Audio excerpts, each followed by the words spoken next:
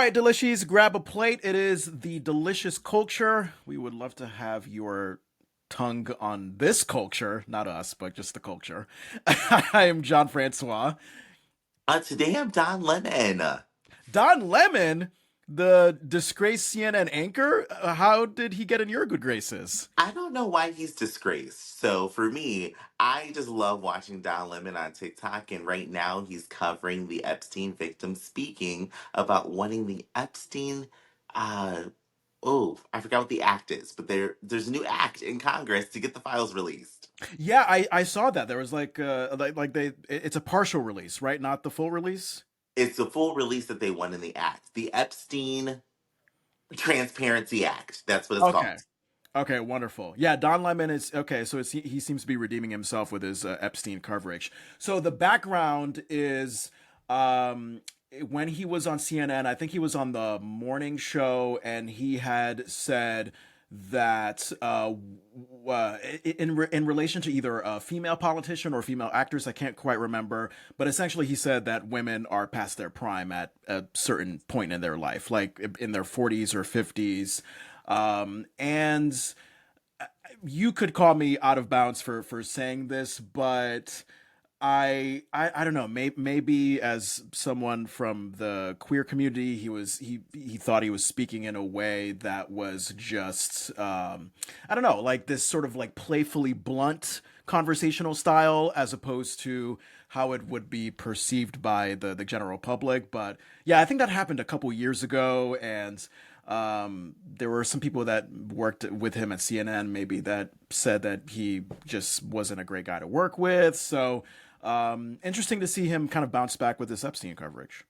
I didn't know any of that happened. So, Don, if you were being shameful to women, shame on you. Yeah. Um, So it wow. happened. So if you remember when Tucker Carlson got ousted from Fox News for the whole Dominion lawsuit, do you remember that news story? Oh, yeah, I remember that. Yeah, so that happened the same exact time that Don Lemon got ousted from CNN. So it was this whole big thing of like, oh, like toxic news anchors being ousted. Well, I mean, hey, if you stick your foot in your mouth, you stick your foot in your mouth. Damn, Don. Damn. I know. And I could be wrong. Maybe he did apologize since. I'm not sure. But yeah, I mean, obviously, he still has the drive of a news anchor. So I definitely have to see the Epstein coverage as from his voice. That might be interesting. But anywho, what a show that we have. So, first of all, we got to talk about. I mean, I don't see too many movies, so this might be already my top movie of the year. The horror movie Weapons from Zach Gregor. Krager. Krager. There you go. There you go. Is it your top movie of the year, or are you like? Did you have other contenders? Well, I'm gonna find out if it's gonna be my top movie of the year after September 15th. Gotcha. All right. Well, actually, Wonderful. after September 19th. So I can't rule it as my top movie just yet. All right. Wonderful. I also want to talk about the SNL casting turnovers that have happened of late, and what's on your plate. Give people a tease of that. We're going to the courtrooms today, y'all. Cardi B, we're talking about her civil case, and then Karen Huger, she's out. So Karen Huger, this is from the Real Housewives franchise. Yes, Real Housewives of Potomac. Okay, wonderful, wonderful. I think you would love the Las Culturistas podcast because, like, every episode they're talking about like literally every facet of the Housewives franchise, and I don't watch any of it, but I just like. There's something about like listening to people talk about something that they're really engaged and interested in that just like makes me a fan, even though I don't know what they're talking about. But it's understandable. Sometimes things just pull you in, and if you love it, other people somewhere are gonna love listening to it. Love it. We also have our samplers coming up later on, pieces of culture that we would recommend you to try. So, all right, let's start off with what's on both of our plates because we both want to talk about Weapons. I saw it, and I know, by the way, you listening and viewing, maybe you're shaking your head because Weapons has been out for a minute. So we may be a little bit late on the conversation, but you know it's still the top movie at the box office. Like even the quiet Labor Day weekend, it was, you know, number one. So people are still talking about it and raving about it. But yeah, you and I watched it for the first time coming out of the movie theater with my wife over the Labor Day weekend, and then I think you said you watched it two times so far. I watched it two times. I went to the theater the first time and then watched it at home the other night, and I was just like, "Oh, this is so good." Yeah, and I'm really curious. We'll have to get into like what you may have noticed the second time that you may have not noticed the first time. But just a little bit of background for those of you who may not know. It's basically a movie about, like, you know, all these children that are mysteriously vanishing on the same night at exactly the same time, 2:17 in the morning, and we have this sort of small town community that is left questioning who or what is behind the disappearance. As of now, it could have made more money, but over $236 million made at the worldwide box office, and this was just on a $38 million budget. So to echo whoever that guy was with that wrote and directed American Fiction, Hollywood needs to invest more in stories that don't require a big budget, because at the end of the day, if you tell a good story, people will come. Original story movies are making their mark this year. Sinners already did it, and now we have Weapons. I'm loving this original story that we're getting. It's not a retelling of anything, and I need more of this. So, Hollywood, invest in these films. Absolutely. And I think we'll see more of it. I mean, you know, Sinners, another phenomenal original horror story from Ryan Coogler, and then you have Weapons with Zach Krager.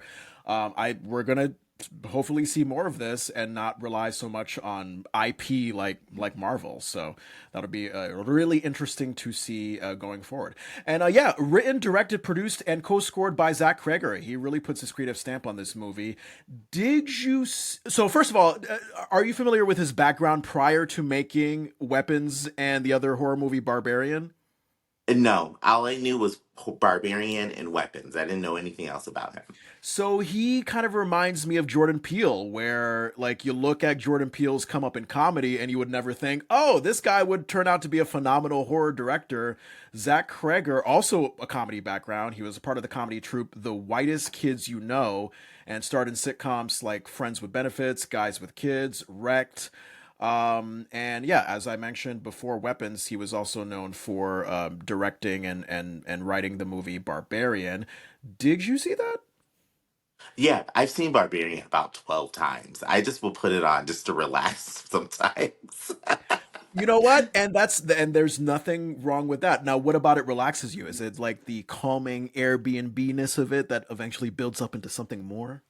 It's any horror film. I can put it on as background noise because I love horror that much that I'm just like, oh, okay. I know when to look up on my phone. I know if I'm writing something to like pay attention at this moment. And then the eerie ambiance that's just created, it's just like, huh, something about this just feels like home. I love that. Now, I think it wasn't until like we were seeing Weapons at the movie theater and Tony recognized the actor Justin Long, who I think he played Gary, like one of the many parents whose children disappeared. And Mhm. Tony was like, "Oh my god, I recognize that actor!" And oh wow, he was in other things, and he's also in Barbarian on Netflix. And that's how we watched the movie. We didn't watch it in the theater. We watched it on Netflix. We watched most of it, not the whole thing, because we're old people and we needed to sleep. But I cannot imagine seeing Barbarians in the movie theater. That's one that's more of an at home movie. I couldn't go see that in theaters. because it's more calming and like therapeutic for you.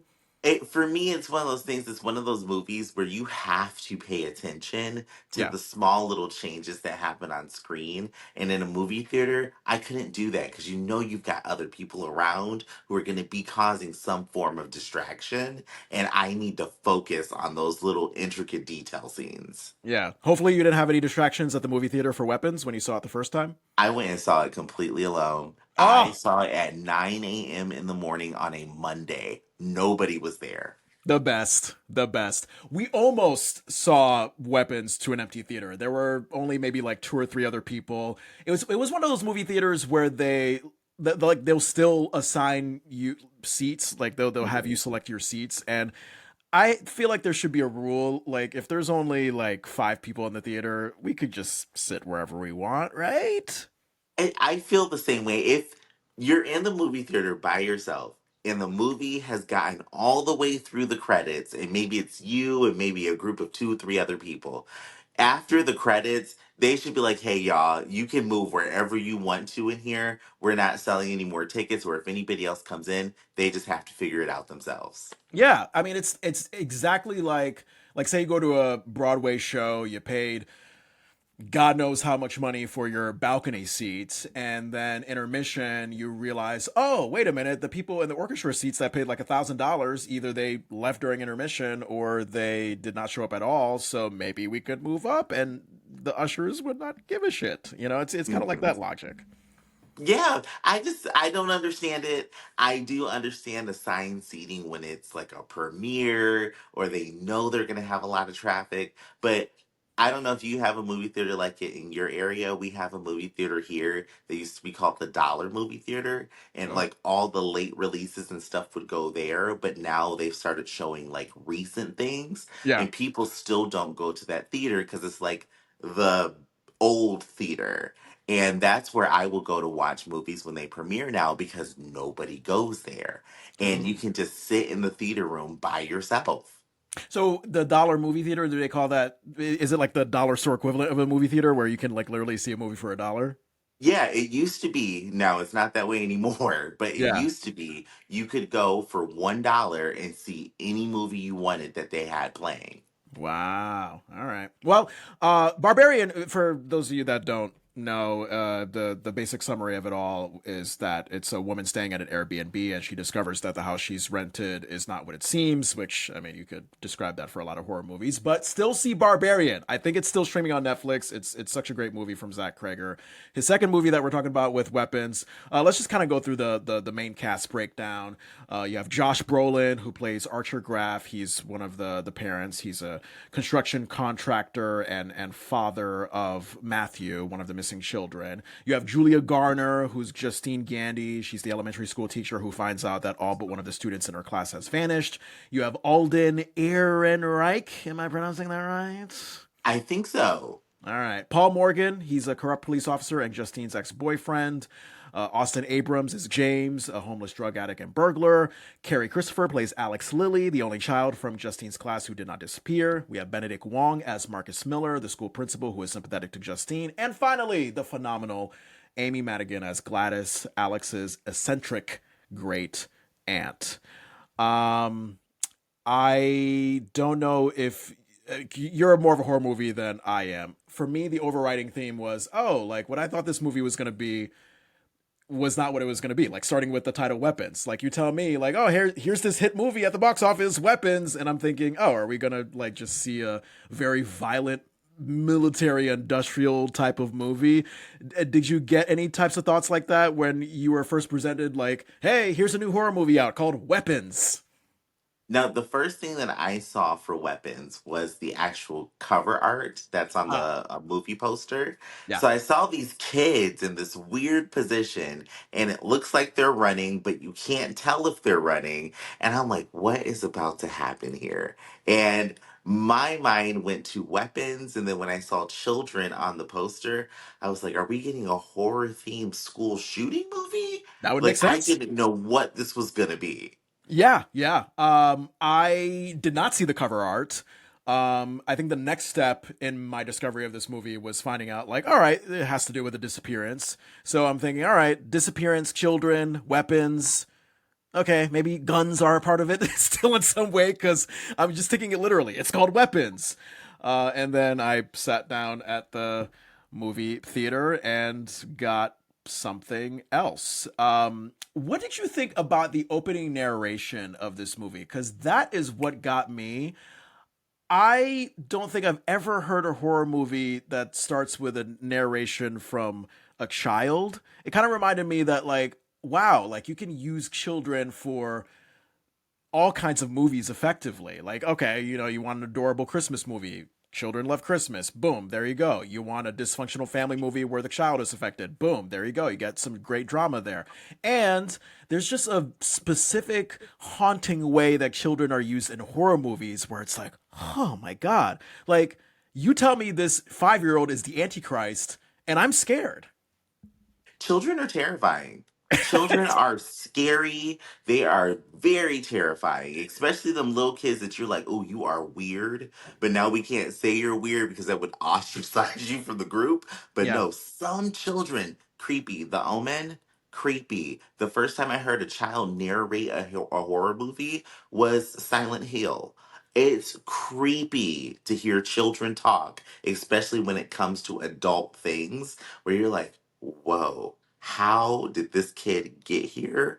And now I'm glued to my seat. I can't go anywhere. Yeah, you're definitely well versed in horror movies more than I am because I like this was the first movie I heard a child narrate this movie. Like as we're opening and the actress, I have to shout out the actress, Scarlett Cher, child actress called Scarlett Cher. Look her up on IMDb. She has credits.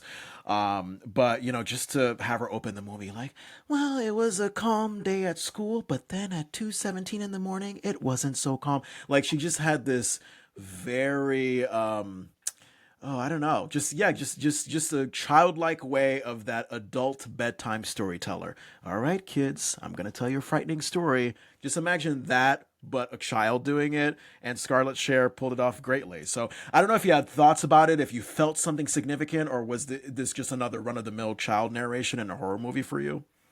For me, it didn't feel run of the mill because it was such a detailed narration to start off our story. And I didn't find out until later when I was watching some different breakdowns of the actual movie. She was not planned to do that narration in the What? beginning. In the What? beginning, when they were going to make the movie, there was not going to be narration because Krieger wanted to be more ambiguous with the opening. But then when they heard the narration soundtrack over it, they were like, keep it. It's gold. Oh my god. And I also heard something about the ending. Something about like the original ending was gonna be like they were gonna have a shot of Josh Brolin's kid, but instead what ended up being the more effective ending was like the blackout and then you heard the ending narration from the girl. Did you hear something like that? Yeah, so the original ending, they were going to stop with the kid, Matthew, after he's found with the blood on his hands. Yeah. And oh, Jesus, spoiler alert, y'all. We have been It's talking fine. about the movie in detail. Yeah. Make sure that you know if you don't want to hear this, fast forward it. But after they show Matthew with the blood on his hands, they were going to go into those final scene cuts with no narration. It was just going to be just the images and the music. And that would have been even more ambiguous for people to understand, like, what happened after this. Yeah, yeah. And I think it tested poorly that ending, so that's why they didn't use it. Because people were Um confused. Rightfully so. I would be so confused on what the fuck did I just see. Yeah. And on the flip side of that, did you know that this movie was not going to come out until January of 2026 originally? But because it tested so fucking well to audiences, I guess the producers were just like, no, we got to get this out now. Yes, they knew they had gold after the testing. And this movie is a gem in the horror community. Yeah. Now, the camera zooming in on like the silent, emotionally affected face of Julia Garner's Justine teacher character. I was drawn to that. This is the town hall meeting where there's obviously angry, chaotic voices. All the parents are like, "What the fuck is going on? Like, why aren't we getting this solved? Our children are gone. Who's finding our children?" Um, did you think that Julia Garner's character was going to kind of carry this silent, low key, traumatized thing throughout the movie? Were you not surprised at all that she just ends up being like this obsessed, boundary crossing, like frantic, home wrecking alcoholic of a person? I knew who she was going to be right from the very beginning. Yeah. This is a school teacher in a town where everybody blames her. I knew from the beginning she was overstepping boundaries. The haircut said it all. Like, oh, she's that annoying teacher who is going to try to figure out what the problem is that we all end up loving at the end of the day. But I knew it. And what I loved about this, I didn't know any of the actors except her and the guy who plays Archer. Everybody else, I was like, I've never seen their faces before. So I'm Mhm. like, what am I about to get here? Well, the haircut that you speak of, it's that blonde, curly, short haircut. Is it a Karen alternative? Like, how do you describe that haircut? I don't know. I mean, I describe it as ramen noodle hair, but I It's don't know how else to like describe it. But anytime I've met somebody, no matter their race, if they have that haircut, they're going to be up in your business. Yeah. Now, what about the evolution of the Alex Lilly character? Obviously, the only child that did not end up disappearing into the darkness at 2:17 in the morning. Um, Ah, my wife Tony was like whispering to me, like, "Oh, that kid is weird. He's a weirdo. Like, he's giving me weirdo vibes because you see a shot of him like walking in isolation with his thoughts in his head, with his backpack, as all the other children are, being their energetic selves outside after school or some shit like that." And my first thought was I was sympathetic toward the kid. I just figured like, oh, this is a traumatized kid who has seen his entire class just wiped away, and now he just doesn't know how to deal with it. And then, of course, you see the fucking fucked up haunted home that Alex is in with his zombie like parents, the newspapers covered up on the windows. So I'm like, all right, maybe Tony is right. Maybe he is a weirdo. And then, like, more of a twist that I didn't expect, if you could call it a twist, when you see the witchy Aunt Gladys and how she has just fucking warped Alex's parents, and Alex is just this poor innocent kid that's just like, what's going on? What's going on, Aunt Gladys? Like, leave! What are you doing? Alex, that little fucking weirdo. Oh my God. Are you still calling him a weirdo? What makes him a weirdo? I thought yeah, he had weirdo vibes at first, but didn't he just seem like a poor innocent kid who didn't deserve all that? From the moment that kid got on screen, I was like, why are they not looking at that family? That little boy was weird. But now I'm a scary movie fan. And it's always the weird kids in class that are the scariest of the little kids. And I Yeah, was looking, I was like, I don't trust him. The fact that he's the only kid that's left, either he's got some power that's going against whatever took these other kids, or he's involved. And come to yeah, find out, he was involved. Now, rightfully so, under duress, he was a little scared, yeah. but I was like, oh no, I don't trust him. I don't know, man. I would be that fucking weird, sort of antisocial kid myself if my day revolved around coming to class. I'm the only kid. All the other kids have been disappeared, and then I go home, very quiet, newspapers on the windows. My parents are zombie-like. I have to constantly feed them Campbell's soup to keep them going, and then I get my witchy Aunt Gladys just being like, "Yes, please."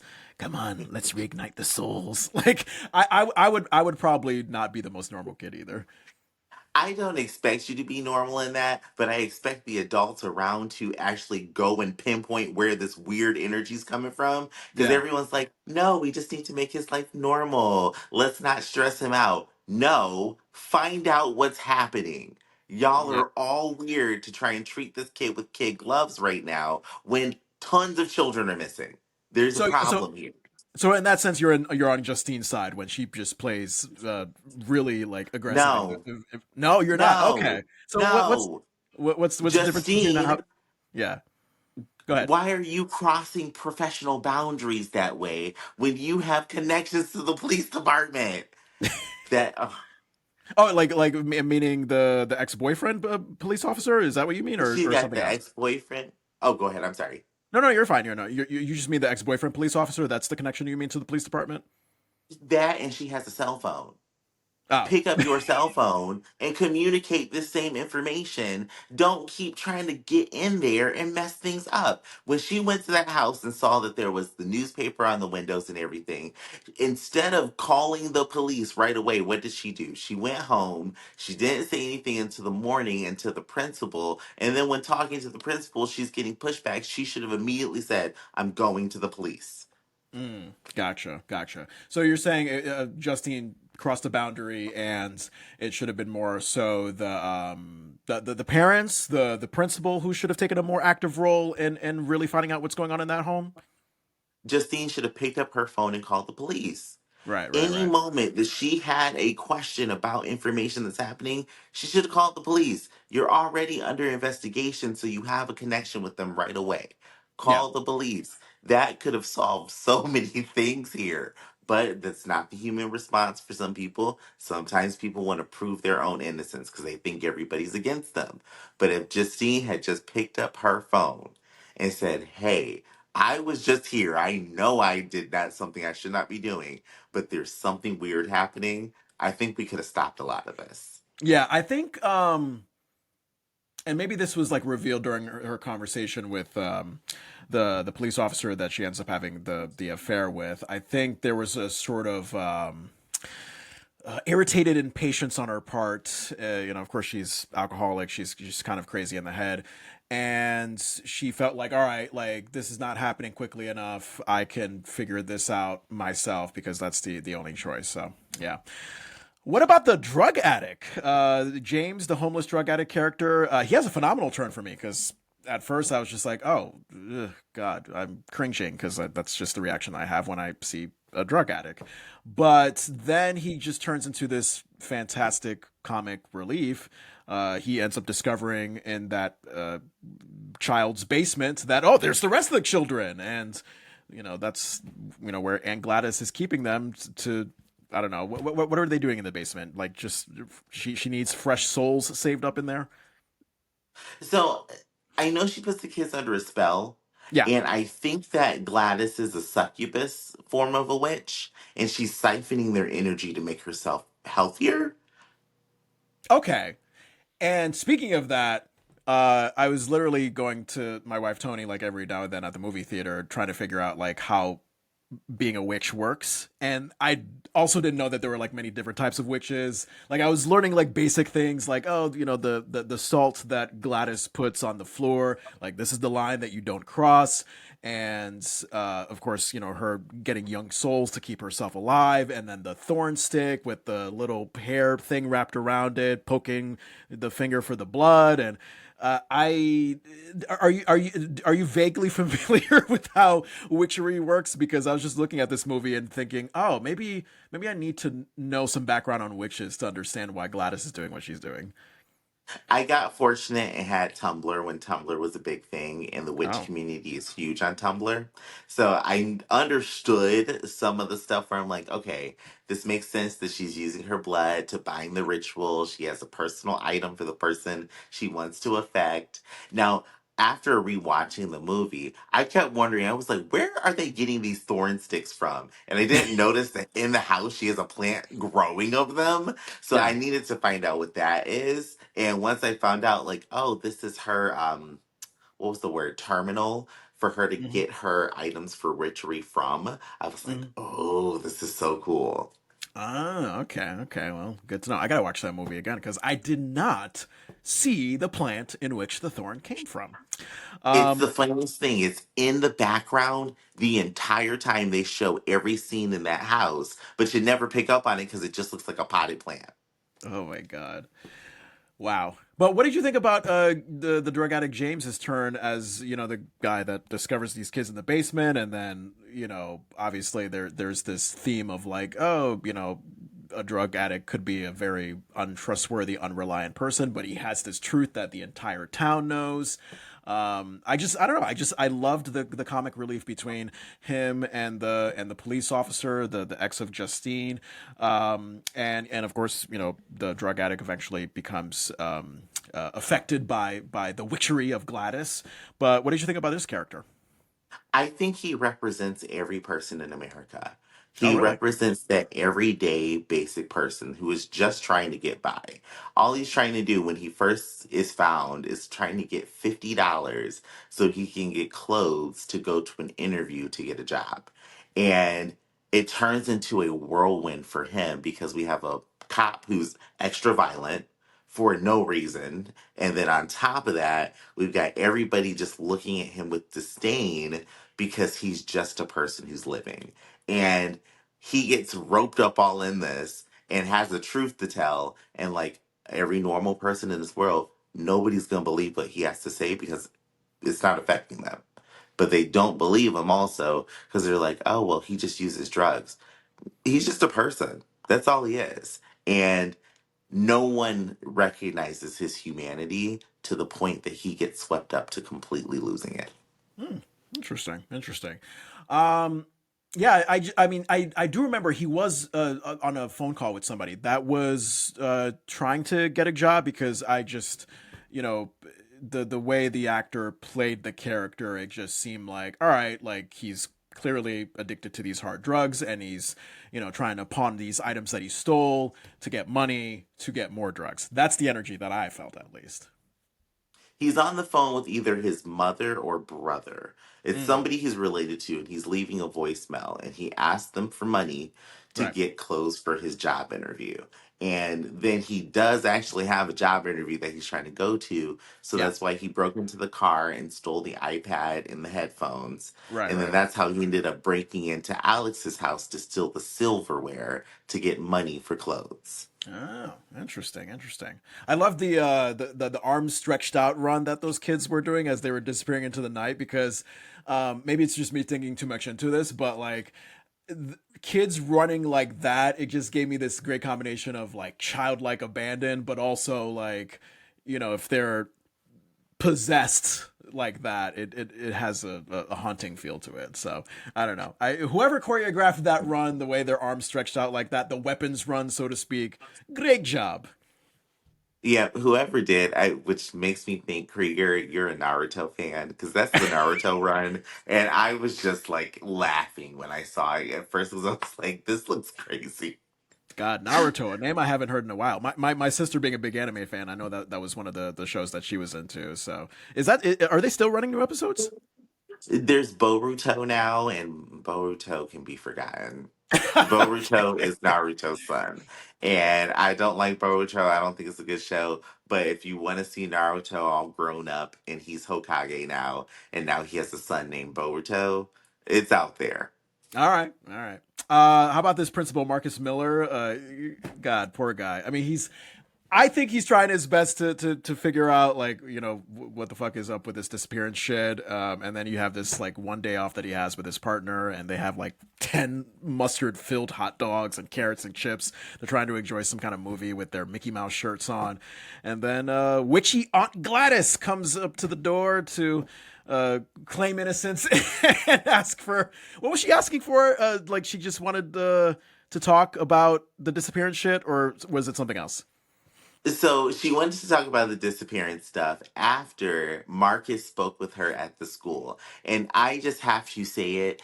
Any partner who is like Marcus's husband, I hate you.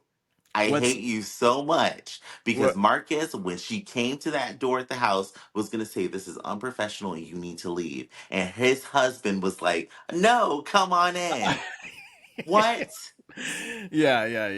No, yeah, no. You crossed the boundary. Like, no, this is not. This is crossing a boundary. This is my day off, and what we can talk about Gladys can be talked about at the office. So yes, I agree. The husband should have realized that, but he was trying to be overly nice, inviting company host person. He thought that this was a harmless old lady, and clearly it wasn't, because it led Gladys to get Marcus all possessed and kill said husband. So maybe you were happy when the husband got his head bashed in like crazy.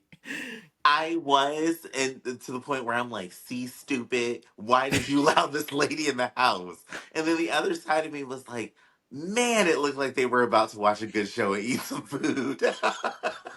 A lot. I mean, that is a spread I've never seen before. I was looking at Tony. I'm like, oh my god, that's like 10 mustard-filled hot dogs just like spread out on a line like that, carrots and chips. They were looking like they were about to have a good time, and now they can't, because one person's dead and the other one is all bloodied in the face, his eyes all poking out, and he's also doing the weapons run all over the street after being possessed by Gladys. Part of me didn't feel bad for Marcus in that point where I'm like, okay, well, somebody's got to be the catalyst here to bring what's happening out into the open. And unfortunately, it was him. But that moment when he was chasing Justine down in the makeup, y'all did Yeah, amazing because yeah. I was terrified seeing that man's Me face. too. Me too. Yep, absolutely. And you were talking about the moment where he ran up to Justine at the gas station and tackled her. Like, yeah, Benedict Wong, great job. That was a wonderful performance. Yeah. So we also, I mean, I am going to say it right now. I want an Oscar nomination for Amy Madigan as on Gladys, because, um, I mean, probably first and foremost, this is the type of actress that I've seen in other things, and I didn't know. that I saw her in other things, because the way they made her up so well, and also with her performance combined with it, it was just phenomenal. So, I mean, from the first shot, almost the first shot, you get a good impression of her when she comes into Marcus's office, and she's kind of grotesque looking with her big sunglasses, her bad wig, her makeup, everything.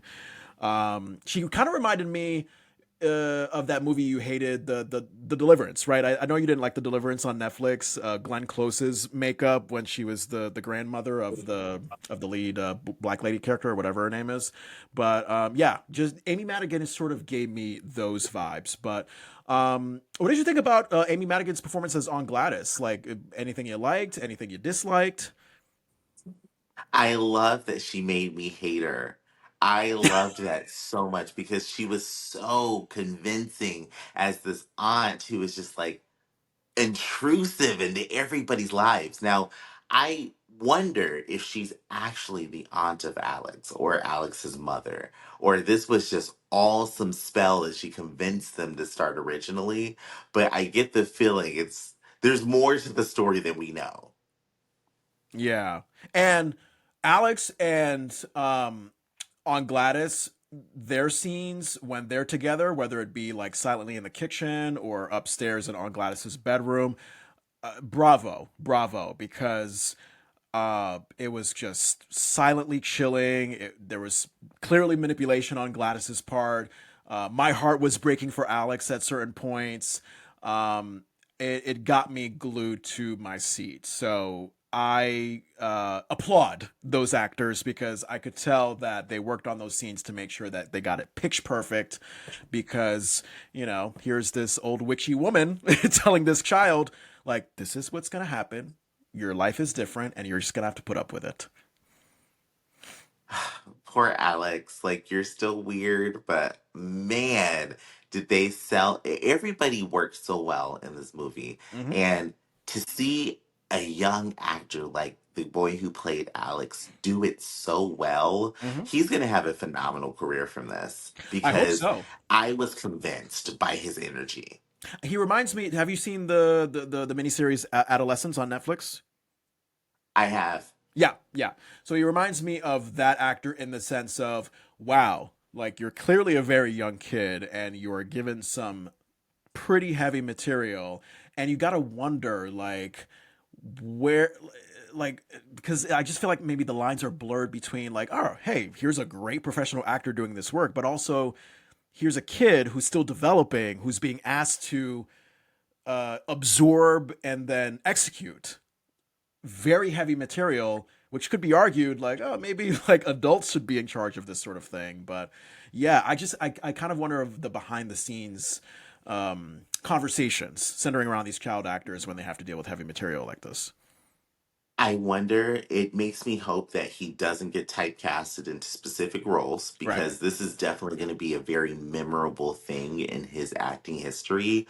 And side note, if you have not seen Adolescence and you have young boys, I encourage you to watch it with an open mind and just take in the message because it's very useful. And I think situations like this where we have kids take on such an adult but child centered moment in their lives, it's important now because we're not getting that a lot in media, and this is a good way to start sparking some conversations. Yeah, yeah, yeah. Me and Tony, we recently finished Adolescence, and oh well. First of all, the actor Stephen Graham, who plays the father, phenomenal job. I've been a fan of his ever since Boardwalk Empire. I don't know if you've ever seen that show. I have not seen it, but I know about it. Yeah, so Stephen Graham, uh, by the way, great at accents, because in that show from like the 2010s about the Prohibition era gangsters, Stephen is pretty much like a Chicago, Jersey accented guy, and the actor I think is originally from the UK, because I remember also seeing him in a sort of pressure cookery cooking drama series, and he had the same UK accent that he has here in Adolescence. But he co-created and wrote Adolescence along with somebody else, and I would say the camera did really well with the close-up shots of seeing how this father was affected. I think the camera shots that stand out to me is when you see him being affected by his son like being searched, like naked. You know, the cops going through his penis, and also the last scene in the show where Stephen Graham's father character just breaks down at the bed and covers the stuffed animal. And so yes, I probably am spoiling it for people watching and listening right now, but yeah, to echo what AJ is saying, Adolescence is a wonderful show if you really want to think about you know, boyhood, manhood, masculinity, incelism, so to speak. Like, it just has a lot of great themes. It does. It does. It's hard. It is not an easy watch. I'm not going to tell you you're going to feel happy after you finish watching it, but it is one of those ones where, especially if you have young boys or you are somebody who maybe has not addressed those issues of incelism and what comes with it can be a good starting point to just open up a conversation. Absolutely, I agree. I agree. Um, Now, I guarantee you, like going back to what's the movie we were talking about? Weapons. On Gladys herself, Amy Madigan. I guarantee you, if you see her face on IMDb, you will be like, "Oh my god, I've seen her in like so many things." Because the makeup was so good, and then Tony shows me the picture of the actual actress, and I'm like, "Oh my god, what have I seen her in? What have I seen her in?" And you know, she's in everything from How to Get Away with Murder to Uncle Buck to Field of Dreams to Law and Order. I mean, I love seeing those actors who I would describe as like those like reliable supporting character actors who have been in a bunch of things, and you're just like, yeah, I've seen your face. I don't know your name, but I've seen your face. I had to remember How to Get Away with Murder because she's actually one of my favorite people in the show. And Yeah, I was like, oh shit, that's her. yeah, it's so awesome. Well, I guess I want to wrap up this weapons conversation with any additional thoughts that you have as regards to like the two times that you watched it, because I know that you know if I watch a movie more than once, there may be things that I've picked up from the subsequent watches that I didn't pick up the first time. So I'm curious, like when you watch movies repeatedly, like Weapons, are you like trying to get a keen eye for things that you may have not seen the first time, or are you just coming in as a viewer that just wants to enjoy it like you did the first time? I rewatch for the feeling that I get of the story. Yeah, So when I'm rewatching something, sometimes I'll pay attention, like, oh, I didn't notice that little like tidbit here or there. With Weapons, what didn't settle in for me the first time, but settled in for me the second time is the ending. When some of the kids a year later are just finally starting to speak and some of them have still not recovered at all. I was like, oh my God, Gladys isn't done. Is she really dead? Is there going to be more? What comes next? Because we have Alex's parents who are now in some kind of facility. Alex is staying with another aunt, yeah. and the town has not fully recovered. So is the magic really gone? And that's what got me the second time rewatching it. Yeah, Zach Kreger, I think, and I looked this up on Wikipedia, so don't rely on me for the source here. But I think he had mentioned thinking about writing a sequel. You would think when the kids fucking, because who got the kids out of their trance in the basement? Who was the one? Was it Julia Garner's character? Who was the one who did it? Alex did after he broke the Oh yeah, stick with Gladys's hair on it. So yeah. they attack her and rip her to shreds. Yeah, and the kids get out of their trance. They attack on Gladys. They chew her out like nobody's business in someone's yard.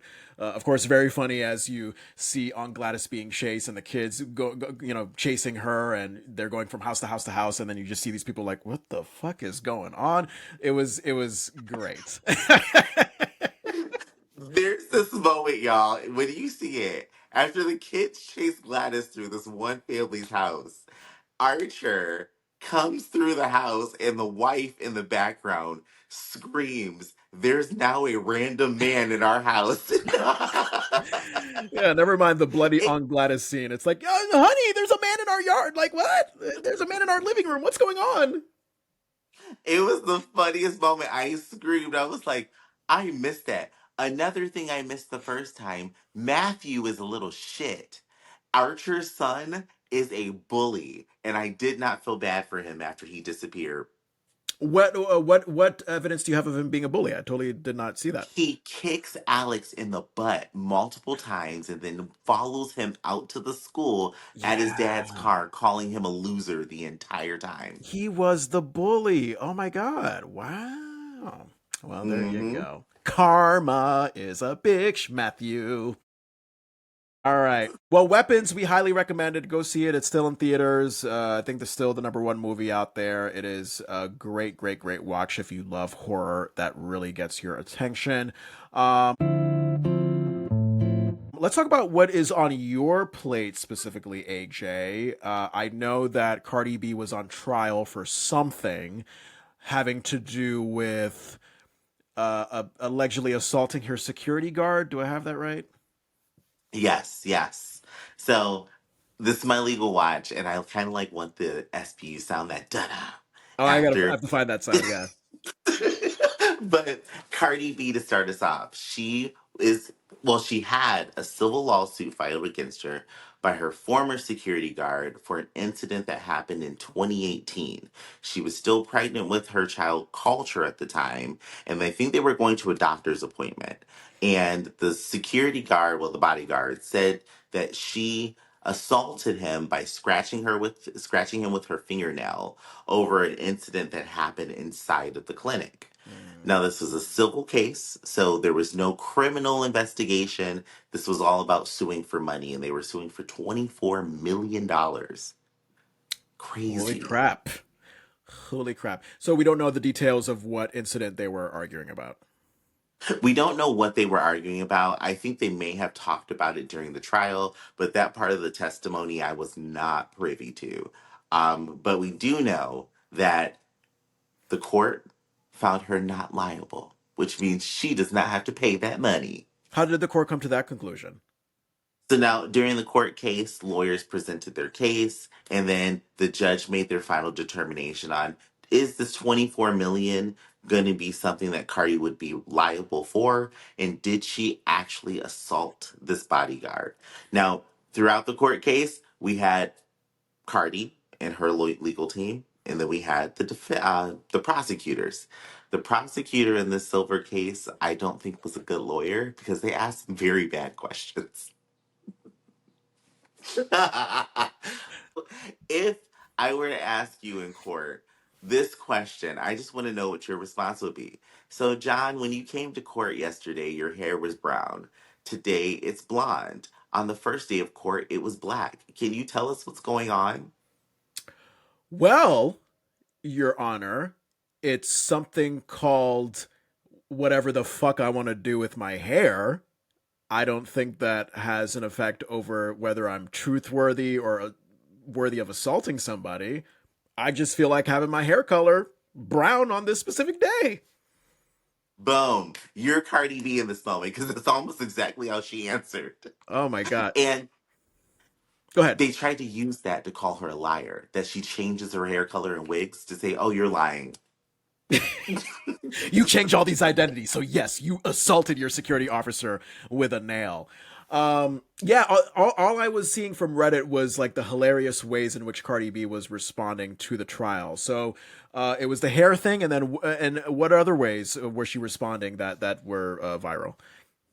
So, one of the biggest viral ways that she responded, the lawyer asked her, did you call him fat?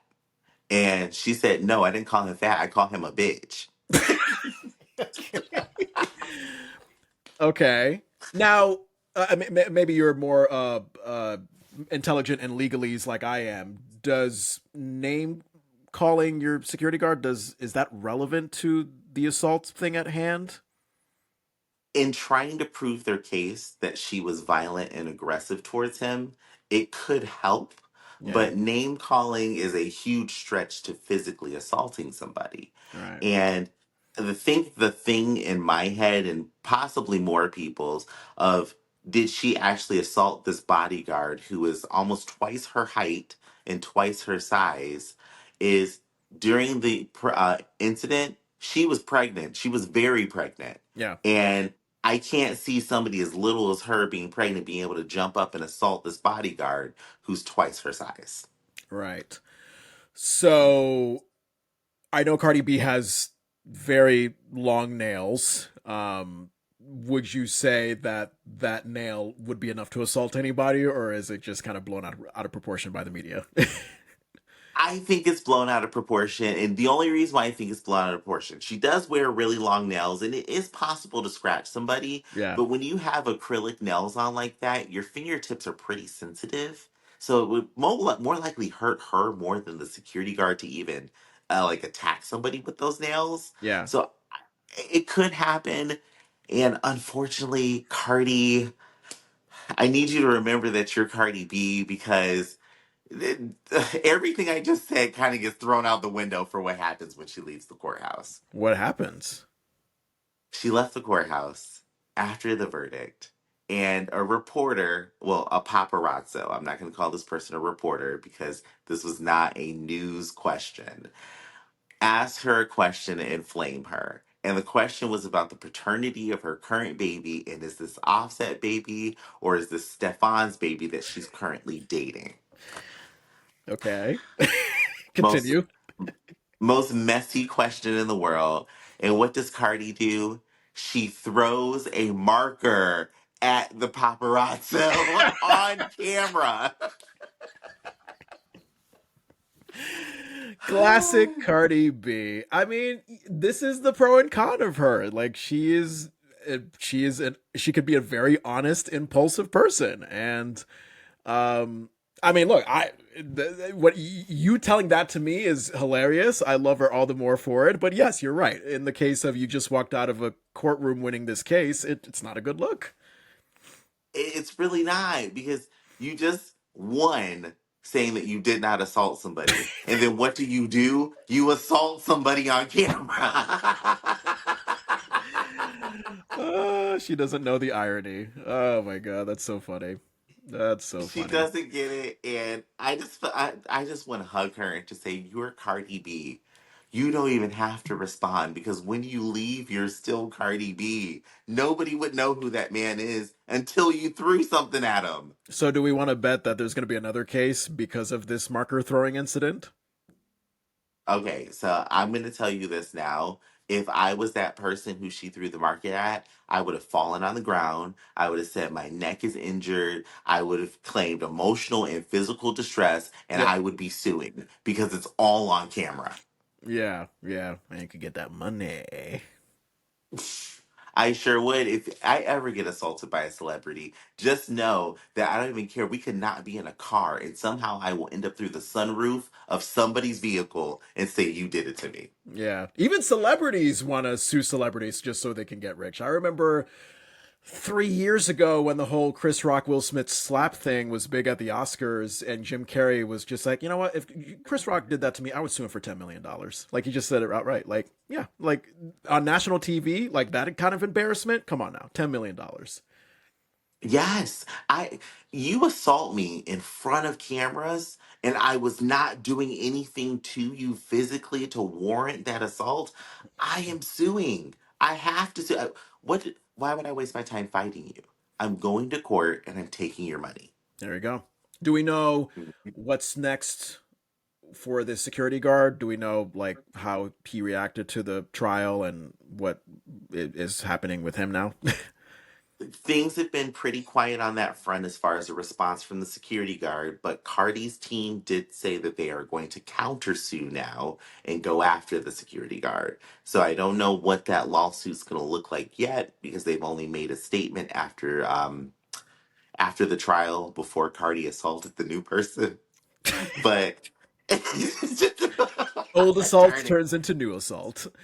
I don't even know if we Alexa. have to say allegedly for this one because it's on camera. Oh yeah, yeah. You're talking about the But new assault. Yeah, yeah, yeah, yeah, yeah. yeah, I don't know if we have to, if we do allegedly, but I don't know what's gonna happen. But if this security guard does get countersued, I don't really see it working out well in their favor since there's already a judgment that Cardi wasn't liable. Yeah, yeah. It reminds me of that moment in adolescence where, because like leading I mean, obviously, when the kid gets escorted out by police and he gets taken to the station and everything like that, like you're, I don't know how you were. Me, I was just kind of wondering, like, oh, I don't know, maybe the kid did do it, maybe the kid didn't do it, and then of course they show the clip of him beating the shit out of that girl, and it's like, oh, okay, well either there that's an AI doctored video, or I think you might be guilty there.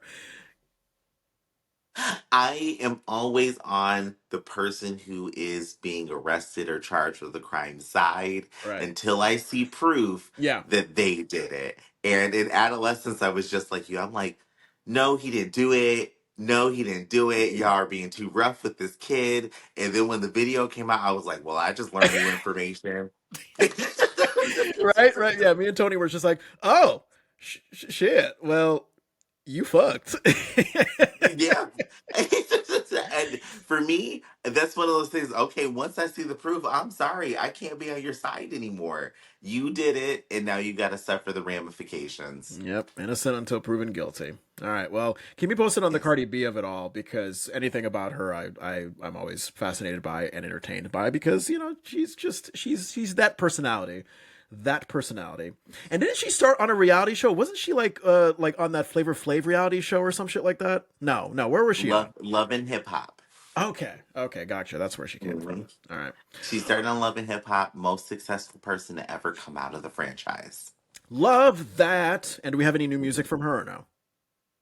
Yes, she actually has a new album out right now. I'm sorry, y'all, I can't think of the name of it. Album? But She yeah, finally she put out an album. finally? Like what? I thought that we were just gonna get singles, but no, she actually came out with a second album for once.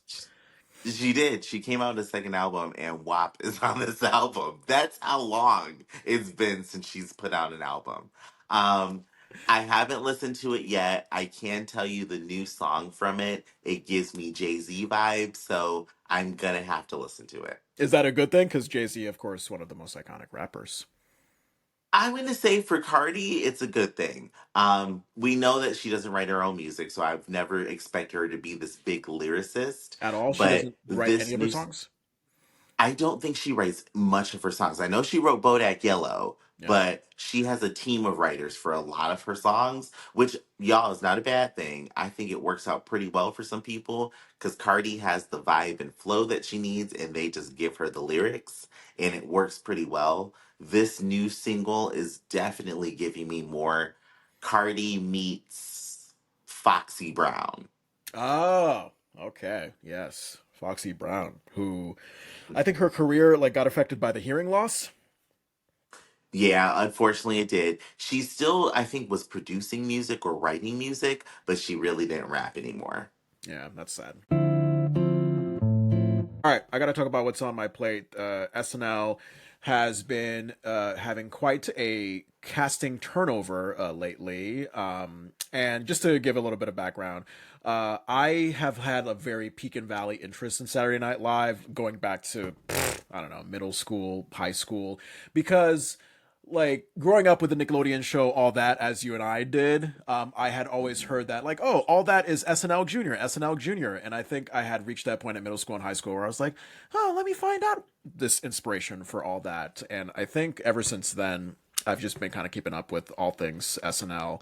I, you know, there's something I like with SNL that like it has in common with my background as a theatrical actor, podcaster, broadcaster. There's just something about like the grind of putting out that kind of content regularly, the pressure cooker deadline that you have to work under, the fact that like you have to present it live and there's no edits. Like if you make a mistake, that's it. The fuck up is going to be out there for millions to see. So that is a big part of what appeals to SNL for me. I mean, I remember borrowing the first season on DVD at my local library back in high school and just having my sister's friend be like, "What? Why are you watching this thing from 1975? Like, shouldn't you be watching like a fucking I don't know Snoop Dogg and Pharrell music video for the umpteenth time?" Like, but like, yeah, I was just that kid with that kind of old school interest, even at 14 and 15 years old. So, um, feel free to say something as I blow my nose because my nose is a disaster right now. Look, you touched my heart bringing up the good years of Snoop and Pharrell.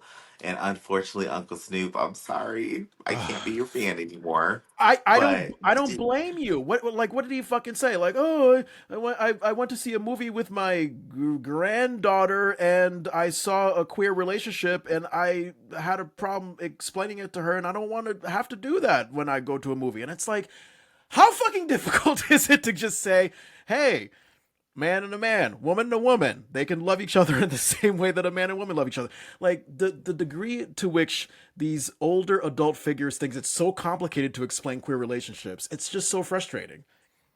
it is, and the part that got me the most, I'm like, you do remember that when you released your first and second studio albums, you were encouraging girl on girl. Yeah, I don't understand how this is so hard for you. yeah, because it just, you know how it is with straight men. It's like, yeah, like with lesbians, it only is okay if it's sexually gratifying to them. But once we get into just simple human rights and relationships, it's like, no, nope, I don't get that. I don't understand that, and I can't explain that to my kids.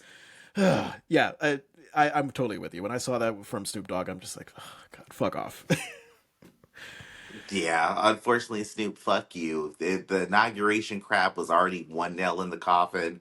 This is the other nail. Ugh. Yeah, seriously. Anyway, but yeah, and I think I still own the second season of SNL on DVD back in my mom's house in Connecticut. So, anywho, Ooh. I know. It's a giant box set with photos and DVDs and whatnot. Were you also a collector of like TV shows on DVD back in the day when that was a thing? I still have a pretty massive DVD collection because once all this technology goes away, y'all, and the cloud is gone, I'm still gonna be able to watch my shows. Yeah, I mean, as long as you have a DVD player that works, the physical copy, there's something to be said about having those physical copies just in case. But anywho, yeah. So I think I still have that SNL season two DVD set, and reading the books. They had a great book that Tom Shales co-wrote called "Live from New York." Blah blah blah blah blah blah blah. I can't remember the rest of the title, but it was essentially like a part biography, part cast and crew interview compilation book about Saturday Night Live from like the last 40 years or so, and it's a great book that I've consumed like a couple of times. And Susan, whatever her last name is, also came out with a book about creator Lorne Michaels and his life story and his career with SNL. So that was great. They have a Reddit page for SNL freaks like myself called Live from New York, where you get to like keep up on the latest news. Going back to the Las Culturistas podcast, one of the hosts is Bowen Yang, who is a cast member on SNL, I think, still. And then yeah, I think I had a moment recently where I kind of like didn't keep up with SNL, but the season 50 of it all got me back into it. I mean, you remember, I mean, the 2024 election was the big thing. Yeah, I know, season 50. Yeah. Insane. Can you imagine a Jeez, show being on for 50 fucking years and it's still thriving? that is so wild to me. Yeah. I mean, Wow. Sesame Street's been on for 56 years, I think. So, yeah, shows can still thrive. But yeah, no, season 50 is what kind of got me back into the SNL of it all with the 2024 election skits. Obviously, you remember the phenomenal Maya Rudolph as Kamala Harris, and then they had the 50th anniversary special, and then they had the Peacock documentaries where it was like 50 years of musical guests, and here's all the cast members and their auditions over the years. Like the one documentary that I was obsessed with was the documentary about the writers' room. Because being an SNL writer, it can be both rewarding, but it can also be a very hellish pressure cooker kind of a job.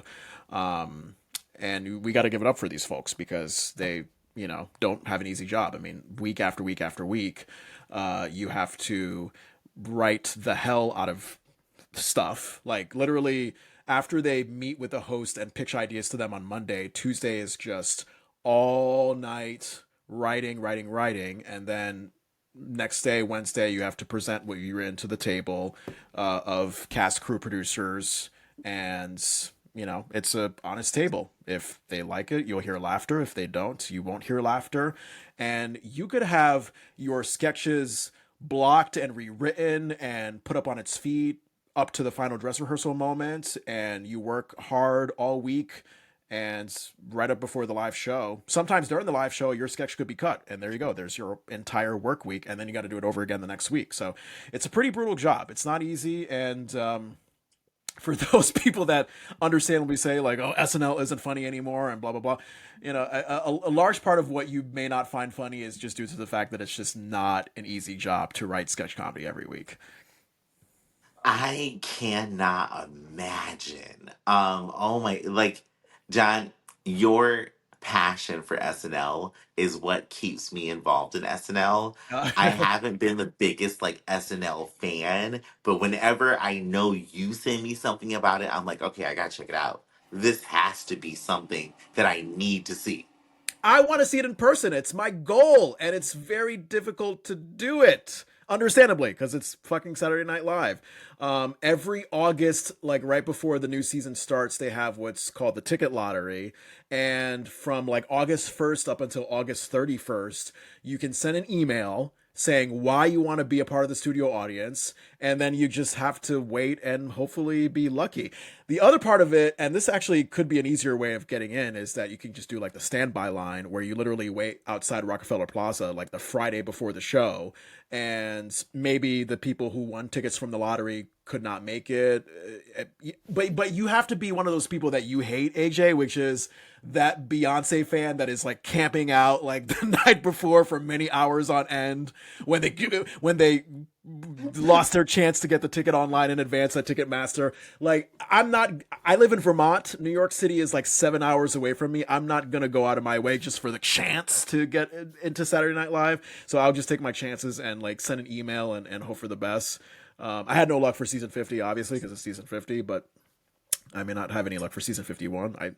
I submitted right at midnight on August 1st. That's when the entry period starts, and I have not received a response back. So I think that season 51 is not going to be in my roster. Ah, okay, I'm crossing my fingers for you. Can you only submit like one entry, or is this like a weekly thing? I believe it's best that you submit one entry. I don't know if they have a strict rule about that, but I just have this sneaking suspicion that they can suspect if a person is submitting more than once. I submitted for myself and I submitted on behalf of my wife Tony. So both of us didn't get a response, which the response could be as simply as confirming that we received your ticket request, but they probably were so cluttered at midnight on August 1st that it's hard to respond to everybody. But anywho, but yeah, no, they had some pretty big cast announcements ahead of the October 4th premiere that I'll just quickly run through because I know we've been going on for a while. 8-year veteran Heidi Gardner was seemingly leaving the show on her own terms. She talked about having sketch comedy fatigue, so not surprising. Devin Walker and Michael Longfellow, they both have been on the show for the past 3 seasons. They've been stand ups and they were let go. Oh my God. So, Emil Joaquin, I don't know if you remember someone on SNL who looks like Luigi, the guy who shot the Yes. scene. Yeah, yeah. So, Emil Joaquin, he was a featured cast member. He came out for the first time, new cast member on season 50.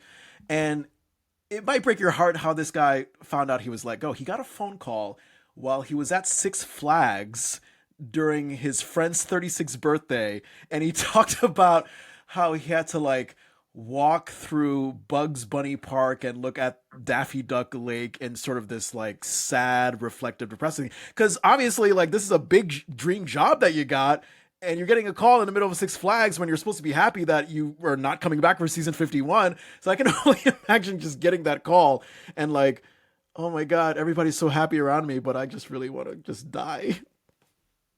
Oh my god, that's Have torture. you had that I feel happen like you where like better. you have you had that happen where you've been around in a happy environment and you got like the worst news while you're in that happy environment?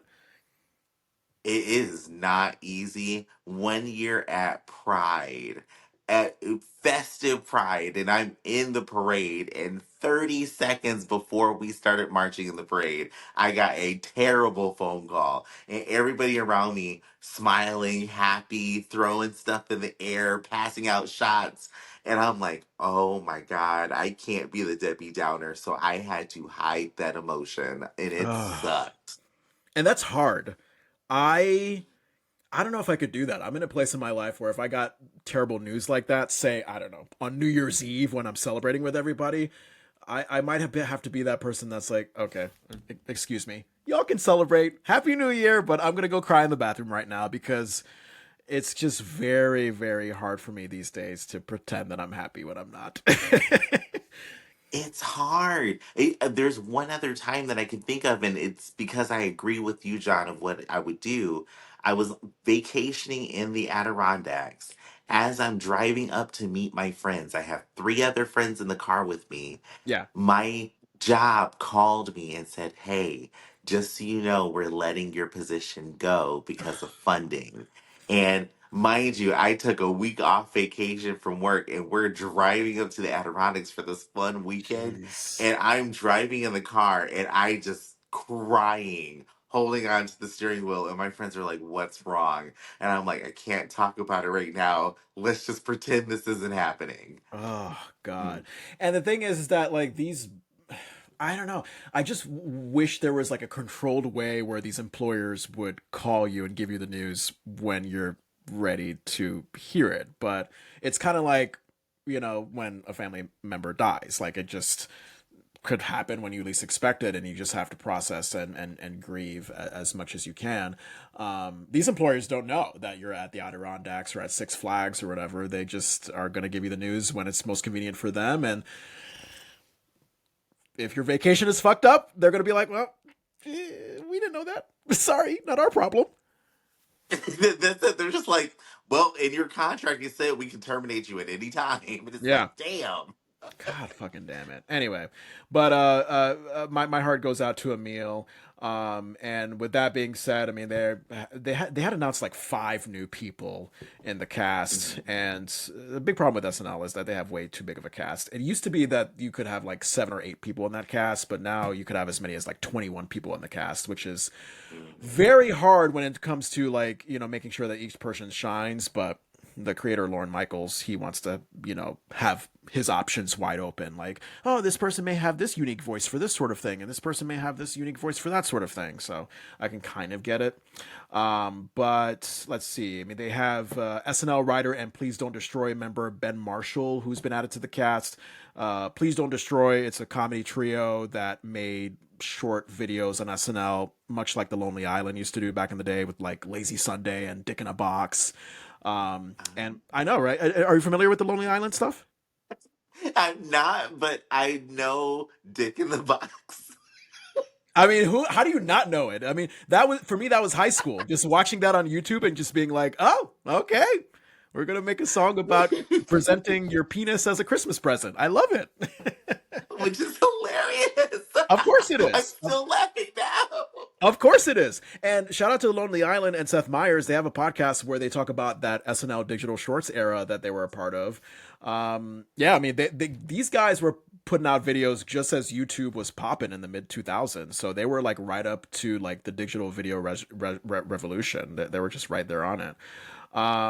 So Tommy Brennan, Jeremy Colhane, Cam Patterson, Veronica Slowikowska.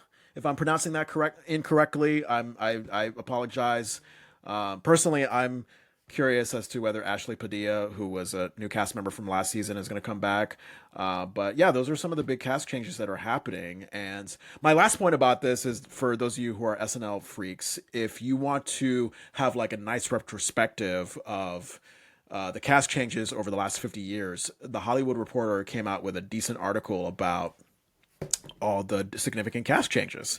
So starting from when the original cast left back in 1980, and then you gave way to the phenomenon that was Eddie Murphy, and then you have like the 1984-1985 season where you had veterans like Billy Crystal, Martin Short. You had 1995 where the cast overhaul went from like Adam Sandler and Chris Farley one year to the introduction of Will Ferrell the next year. And then you had Tina Fey departing in 2006. You had Seth Meyers leaving in like 2013, 2014. You had Colin Jost and Michael Che debuting as Weekend Update anchors around that time. You had Kate McKinnon, Pete Davidson, A.D. Bryant, all those significant cast members leaving at 2022. So look up that article online on Hollywood Reporter. That would be a great read if you're into all the SNL cast turnovers. And I think you got some Real Housewives dish to tell me for the next item on your plate. We do. The second part of my legal watch. Karen Huger, the Grand Dame from Real Housewives of Potomac, just got out of prison 6 months early on her sentence. It was a year and a half that I'm sorry, 2 years, not a year and a half, 2 year sentence that she was going to do for a DUI charge. I know. Okay. So, can you give me a background as to like the personality of Karen from the Real Housewives franchise? What kind of person is she? Is it a total surprise that she got a DUI charge? Now, Karen Huger, she also goes by the Grand Dame, which should let you know right away. She's one of those people who thinks she's bigger than life Oh. and that her shit does not stink under any circumstances. She is on the Housewives. On Housewives, she tries to make friends with everybody, but secretly she's shady. Karen is just as shady as the rest of these women. As far as expecting her to get a DUI, it is not a far stretch because she's already had two before this. Oh my God.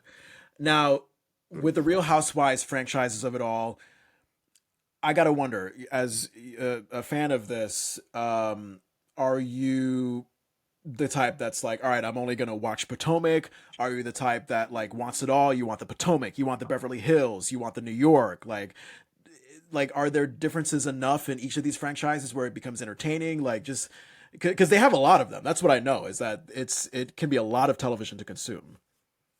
It's a lot to consume. Now, specifically right now, Potomac would be the series that I would watch the most, and then possibly Atlanta.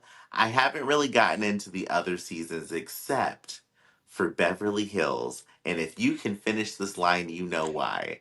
Shut your mouth, you filthy beast.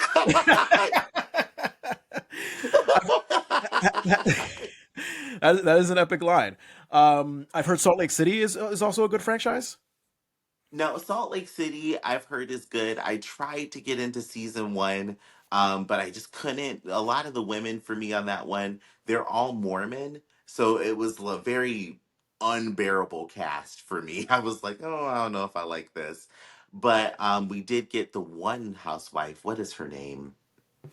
I can't think of her name. I'm sorry, y'all. But she went to prison and she's still in prison right now for, I think, money laundering. Hmm. So that was one of the highlights of that series, and I've got to get back into it. Miami is a good one. Dubai, I didn't really get into. I didn't really relate to any of these women, but we'll see if I get into more of them. All right, all right. So as someone new like myself to this franchise, like, I'm looking at this Karen story and I want to find out more. Like, how can I watch the Real Housewives? When do new episodes come on? That sort of thing. AMC and AMC's app, but you have to look at the Bravo section because it's technically Bravo TV.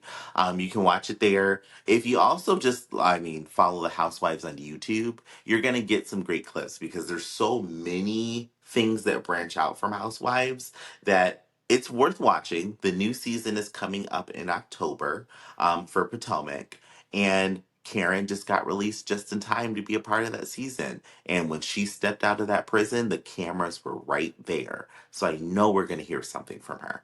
Where did she have this DUI charge? What state? So this was in, I think, Maryland, right Oh, outside of Potomac. right. And the charge, the video's out there if you want to see it. You can see her run into a median and then take out a few traffic signs, and then the police pull her over. And she's drunk, y'all. She's drunk when she is talking to those police officers. Jesus. All right. Well, Karen from the Real Housewives. We'll keep her. We'll keep it posted on how she's doing with that DUI I charge. am just gonna say, stay from behind the wheel of a car. Even though she's released, she can't drive for a year, Yeah. and DUI is unacceptable for anybody, especially in this day and age. If you drink, get an Uber, catch the bus, or walk home. Yeah, yeah. I don't know if you saw the show Succession, but that actor who played Greg on the show Succession got arrested for suspicion of DUI in New Hampshire. And New Hampshire just seems to be in the news for like tragic driving incidents because I know Rudy Giuliani got himself into a terrible car accident, and not coincidentally, like it seemed like the next day he's being awarded the Presidential Medal of Freedom. So I wonder if those are related. I, I'm sorry, y'all. I don't feel bad for that man. I don't. I don't. I don't know what happened to Rudy Giuliani. He went from being this great person to who he is now. But yes, all of a sudden he's getting the Presidential Medal of Freedom because he was stopping a domestic violence incident before the crash. I remember that story being layered. I was like, oh yeah, there was a domestic violence part of it, not just that Rudy got badly hurt in that crash. But yeah, so the trajectory of Rudy Giuliani is interesting because there's like Rudy Giuliani before 9/11 and then Rudy Giuliani after 9/11. Because I know before 9/11, he he was still fairly polarizing as a mayor because he was a very law and order kind of guy when it came to New York City. And when you are very much the law and order person in a place like New York City, it can get into racism territory. I know he ran against someone of color in the mayoral election in some year, and there was some racist stuff there, according to a documentary that I saw. And then, yeah, 9/11, he just became America's mayor. He showed a certain leadership that I thought, like, if he just left it at that, maybe the Medal of Freedom would have been more deserved. But ever since he just wanted to build up on his legacy and be associated with Trump, it's just like, what are you doing? What are you laughing And the at? day the day he spoke at that tractor company and his hair dye was melting down the side of his face, I was like, yeah, Rudy Giuliani is gone. That's not the Yeah, same man. he's not. He's not. His ego got the best of him. Anyway, all right. Shall we get into our samplers? Let's get into them. Yeah, this is a pieces of culture that AJ and I consumed that we recommend you try. Kind of like the samplers that you try at Costco. Mine's is really quick. The show on Netflix, My Life with the Walter Boys, season 2 recently came out, and my wife Tony and I binged a good portion of it over the Labor Day weekend. A basic summary, if you don't know what the show is about: Jackie Howard's life. It's disrupted by this freak accident. She's ripped from her home. I mean, she looks like she's 10, but she's more on the teenagery side. So she's ripped from her home. She has to start over on a ranch in Colorado with these parental guardians and their rather large family. We're talking 9 teenage boys and 1 girl. So this is a person of color, teenager, and she's moving in with this completely white family, rural Colorado, 9 teenage boys, 1 girl. So if you're into rural small town culture, like, and there's a lot of that to be found in media, either a romanticism of rural small hometown culture, or say something like a Sex and a City where it's like New York City, it's the greatest city in the world. Like, it's just like those big contrasts. So rural small hometown culture is prominent in this show. If you love your alcoholic teenage heartthrobs, which is both present in My Life with the Walter Boys and another show on Netflix, Ginny and Georgia, there you go. There, this show has it. And then Mm. you have this ridiculous love triangle with Jackie and 2 of the teenage Walter boys, where you're just like, you know what? This is another reason why I hate love triangles, because especially when all 3 of y'all live in the same damn house, like the tension is just gonna go off on a way where you're just like, is it worth it? Y'all live in the same damn house. So, My Life with the Walter Boys, streaming on Netflix. I recommend it. It's a good watch. I am going to watch this. This gives me good old down home vibes of like, Mm-hmm. yeah, we're going to the corn husking field. Yep. Yeah. It's and look, I get it. I mean, I'm from rural Vermont right now. That's where I live. I'm not originally from here, but I live here. So I get the greatness about living in a rural small hometown. But then, you also see the downsides of that, people being in your business, and people not being so progressively minded. So there's pros and cons. There's pros and cons. But I'm so curious about your sampler. Oh my god, you got like some anime stuff coming out? So this is my favorite time of year. every year in September is when we get the fall releases of new animes. There's Nice. a couple that I'm going to focus on specifically, y'all. So if you like Pokemon, Pokemon Concierge Season 2 is premiering on Netflix, and that's actually tomorrow, September Ooh, 4th. If you like claymation animation, everything's in claymation. Our main characters, Haru, Satoshi, or Ash Ketchum, is not in this show at all, but it's a slice of life anime at a Pokemon resort where Haru has to make all the Pokemon comfortable at this resort, and it's tons of fun to watch. I love that. So, God, how is Pokemon like the Power Rangers universe where you just have so many like interpretations of it? Like, where are we at right now in the Pokemon universe? Well, it's coming to that now. So the main canon Pokemon that we all grew up with Ash Ketchum, that ended. Ash Ketchum is on his own journey. Now you've got Concierge and you've got a few other offshoots of different Pokemon trainers. And now we're getting this Pokemon universe built for us, which there's a new video game coming out in a couple of months too. I love that. What's your other recommendation? Next recommendation, Demon Slayer. The new movie, Kimetsu no Yaiba, if you go by the Japanese name, Infinity Castle, comes out on September 15th. And it's what we've all been waiting for. John, you may not be familiar with Demon Slayer, but the fight sequences in this show are amazing. And if anybody is wondering, all of our Hashira get to fight a demon in this movie. So it's going to be amazing. That's awesome. Yeah, I need to get back into anime. I keep on telling myself that because for me it was like, and this might be basic of me, but my experience with anime was the Toonami programming block on Cartoon Network back in like the late '90s, early 2000s when I was in elementary school. So I was into like Dragon Ball and Tenchi and Zoids, those kind of shows. Inuyasha. I think my sister is still into anime, but yeah, from what I've seen, I mean, they produce a lot of great work. They do, and the fact that you know Inuyasha, John, puts you leaps and bounds ahead of people who have never watched an anime in their life. Yeah, I think my sister still owns an Inuyasha DVD. Yeah, she and her friend Diane, and they're still friends to this day. They were very big on Inuyasha.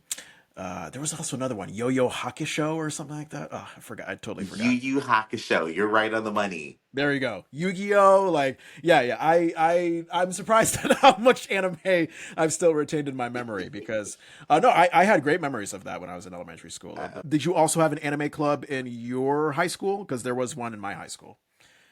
We did. We had an anime club, and I loved it. They started it in my 11th grade year, so I didn't get to like get it all 4 years, but the last 2 years, amazing. Yeah. Oh my god. Do they still have Toonami on? Because I think it moved to Adult Swim. Is it still? No, they canceled it. Yeah, so they got rid of Toonami and then anime went more towards Adult Swim because Cartoon Network realized that their bigger audience for anime were people who wanted more adult oriented anime stories. I So see. Toonami, that kind of block fell off. And it's okay because they replaced Toonami with original animated series here from the United States and they were still really good. Oh, all right. Wonderful. You have any other recommendations? A last anime recommendation I'm going to give you guys to watch is One Punch Man. We are finally getting season 3. If you're not familiar with One Punch Man, it's about Earth and how all these people have different superpowers, but the main character, One Punch Man, who is kind of a parody of Goku from Dragon Ball, can defeat any person, no matter how strong they are, with one punch. Oh And my it's god. so good. That's so funny. I love that. Oh my god! All right, I'll definitely have to take a look into those anime samplers. Those are wonderful recommendations. Mhm. Yeah, the start of fall, it Now, just means so many things. Go ahead. Yeah. it does. It means so many things, and this is going to go back to what I talked to earlier about movies that are coming out, and that's why I can't say Weapons is my number one right now. Mm, We got two movies that I encourage everybody to look into and go see.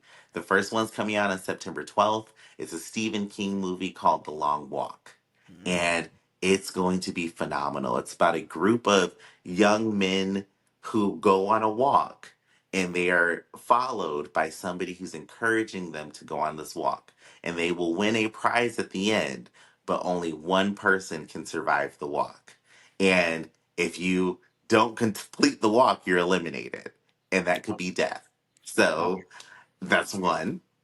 Mhm. wow. All right, so I'm getting like a Hunger Games, Squid Game kind of competitive horror reality show vibe here. Okay. That's what it's given us. And then the second, everybody needs to go see this movie. Jordan Peele is giving us another gem called Him on September 19th. And Marlon Wayans is in this scary movie. And Him Yes. is about this guy who wants to be the best. Yes. I saw that preview again before we saw Weapons cuz we saw that preview fittingly enough before we saw Sinners in the theater. Yeah, that movie mixes like the pressure of football, the concussion part of it, and then a horror element. I know Jordan Peele has a producer credit on it, so yeah, that should be an interesting movie. I know Marlon Wayans. I mean, he's already proved himself to be a good dramatic actor, so this one might be a good one.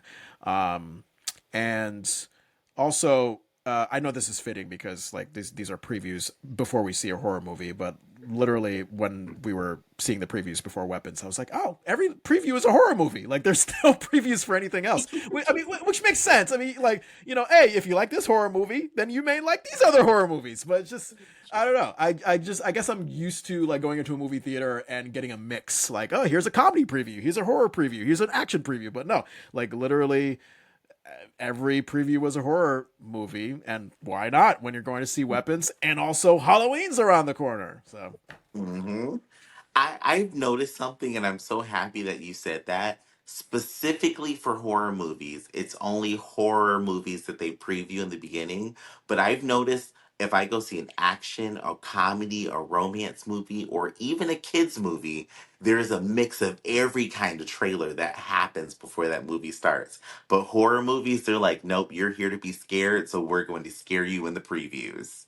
I think these people that create these previews, maybe they just sense that there's no audience like the horror audience. The horror audience can be a very dedicated, intense audience. So yeah, I mean, maybe they just think, you know what, like if you're coming to see Weapons, then you are probably obsessed with horror and want to see more, and here's more options that you could see. I saw your TikTok. Tony is also. Did you create a TikTok where you were like looking forward to The Conjuring Last Rites, or am I going crazy? Ah, I cannot wait to go see this movie. They were handing out holy water. There was a priest at one of the premieres, and they said somebody got possessed by a demon during the movie. Yes, it's on my TikTok, and I can't wait. Yeah. Oh my god. If movie theaters want to survive, I think action and horror are the way to go, and I would put horror at the top. There's just something very community friendly and also effective about seeing a horror movie on the big screen. There's just nothing like it. I love it. There's nothing like it. I'm telling y'all, and this may sound like a stereotype. You need to go to a horror movie theater showing where there are black people in that theater. You need those black people saying, "Don't go in there. Yep. I told you." Yep. Yep. I one of Jordan Peele's movies, Us. I remember seeing that movie in a theater in Connecticut, this like Hartford area, lots of black people. I went there with my family, and I enjoy the reaction of everybody around me as much as I enjoyed the movie. Like it's just because black people will get riled up. They'll just be like, "No, no, no, don't go in there." But and they also get easily scared as well. It's just yeah, going back to the community friendliness of all. Like horror movies, I don't really like to watch them alone. I like to watch them with other people because there's just that comforting thing that you get when you're scared or shocked or in suspense with somebody else. And or if you've already watched the movie and you just want to see it just to see the other person's reaction. I mean, it's so much fun to see it with people. If there's a community in horror movies, and horror movies are the way to go right now. I'm enjoying them. I'm loving that we're getting so many creative takes on horror. And just like you said, There's something about going to the movie theater and seeing that my reaction is not a lone reaction. Because at home, when I was watching Weapons, I was screaming at my television of, "Don't you go into that damn house." I, and I know other people in the theater would be screaming it too. Yeah, it's wonderful. I cannot wait. I look. I maybe it's because I'm just tired of the summer heat, but I'm looking forward to fall. I'm looking forward to putting up the Halloween decorations up. I'm looking forward to all the horror movies that we get to watch. So it's gonna be a good time of year. It is. I'm excited. And by the way, y'all, 28 years later, it's not a bad movie. I've heard a lot of people discussing it. It's just a lead in to the next film. So Ah. just treat it as a trailer, a very extended, long trailer, and then the next film is going to flesh it all out. Wonderful. All right, well, that's our samplers, y'all, and that is the Delicious Culture. Find us wherever you get your podcasts: Apple, Spotify, iHeart, Amazon, SiriusXM. That's where you can listen to us. Please leave us a rating and review if you like us. If you don't, that's okay, but it doesn't help if you leave a negative rating and review. So only positive ones if you like us. Yes, if you don't like us, keep it to yourself, but know that we will survive. We will. We will. Life will move on. We have full video episodes up on Spotify and YouTube. Please like, comment, share. We would appreciate it. Email us at thedeliciousculture@gmail.com. You can find us on social media at The Delicious Culture on Instagram, Threads, Reddit, YouTube. Again, follow, subscribe, comment, like, share. We are at Delicious Culture on TikTok. Same thing. Follow, comment, like, share, all that stuff. It really helps us out if you like the content. And how can people find you, AJ? You can find me on TikTok and YouTube. Oh my God. I'm sorry. I just had a brain fart. You can follow me on TikTok, YouTube, and Instagram at AJ Vandertunt. You'll see me there. And yes, on TikTok, I now have two pages. The second is specific to things outside of politics for y'all. Nice. So is it the so they're two different handles then? It's just AJ Vandertunt, but both of me will come up because they're under the same thing. I see. I see. Very cool. Very cool. Yeah, when you were pausing trying to search for words, I was almost going to say Truth Social. Like we can find you on Truth Social. just On True just Social, I have a hidden account. I don't have a username that's searchable or anything because I use True Social to troll people. are you serious? Oh, 100%. I am a true social troll. And it is so much fun some days when you just go on there and debunk the lies that are posted and see people get inflamed by facts. Love it. Love it. Doing the good work out there. All right, shall we let some deliciousness ring? You guys, the next time you go to the movie theater, leave your kids at home. It's a horror movie and put your phone on silent. Let that deliciousness ring.